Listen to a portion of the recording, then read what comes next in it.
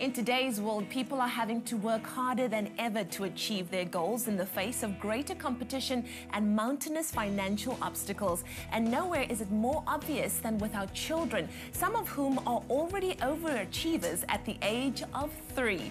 But in our quest to do the best for our children, are we falling into common parenting traps, and are they burning our children out? Our creative parenting expert, Nikki is here to provide some solutions. Nikki, good morning. So good to have you here. Thanks, Leanne. So the question we're asking this morning, are our children suffering from burnout, and what are the symptoms of burnout? I think, you know, you go back to our day when we were kids, and it was the burnout was what the chief executive in the corner office went through. And we are starting to see it in our children, unfortunately. We're seeing preschoolers, we're seeing primary school children becoming very irritable, ratty, over-emotional, crying at the drop of a hat, with little resilience and resourcefulness for any kind of pressure whatsoever. They're tired, they have sleep problems, and you know, these are things that were in the realm of the adult world. So what is actually happening to our children? And there are reasons for this. And if you look at children today, and one of the things that I ask parents is, do your children have any time to play? Wow. And do you have time to play with them? Wow.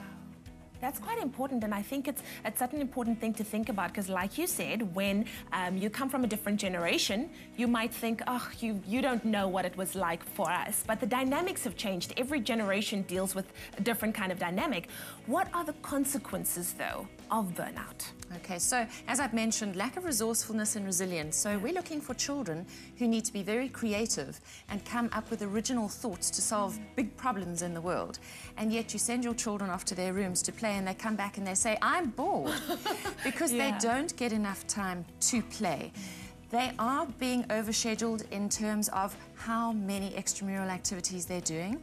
Already we're seeing 4- and 5-year-olds doing between 5 and 7 extramurals a week. Often they're scheduled into an extramural every single afternoon in a weekday, sometimes 2. And then children in primary school as well are going through a heavy day at school, then they have extramurals in the afternoon, and then you add in private coaching after that. Wow. And often children are not getting home much before between 5 and 7 at night, depending on what they're doing. And we have to be a little bit aware of the fact that children are children. And while we do need to expose them to things and enable them to discover their talents, there is that FOMO, that fear of missing out, that parents are feeling. What if I don't uncover all my child's talents by the time they're 8? Then what are we going to do? Will my child be disadvantaged?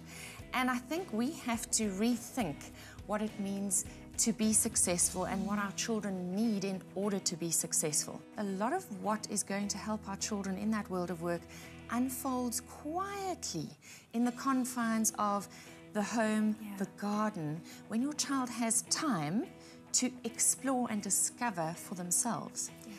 And a nice example that I have is with my child, Matthew, who's now 14, but when he was about 10, he's always the child who wants to have a friend round to play.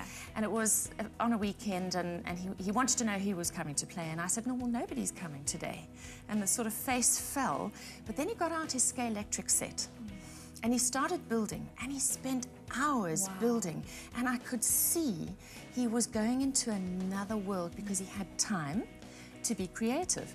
And not only that, when it got to the end of his play session, we got into the car to go and do some shopping. And he said, you know, Mum, next time I do this, I'm going to get out my big piece of paper, and I'm going to plan what I'm going to build on paper before I build it. Wow. Now, for me, that as a mother gave me insight into how he thinks. Nikki, quickly before we have to end, how does a parent find that balance, though? It really is about tuning into your child.